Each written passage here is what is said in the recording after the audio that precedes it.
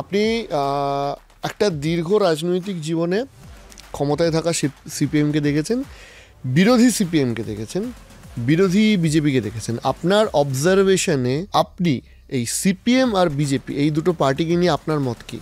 শুনুন, BJP is dangerous.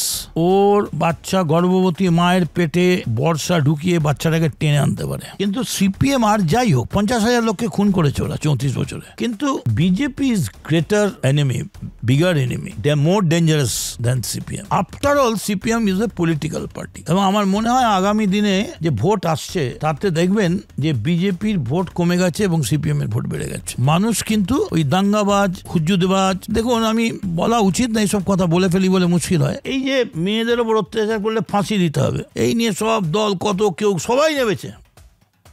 আজকে রাজ্যপাল তো বিল ফেরত দিয়ে দিয়েছে। তাহলে যার মেয়ে খুন হয়েছে তার বাবা এখন কেই বলবেন রাজ্যপাল খুন করেছেন? আমি আপনাকে বলছি, আমি এখন ঘুরতে গিয়ে আমি দেখি সিপিএমের পার্টি অফিসগুলো আবার খুলছে।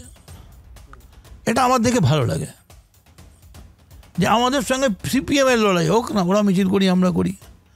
মমতা ব্যানার্জি বললেন বদলা নয় বদল চাই।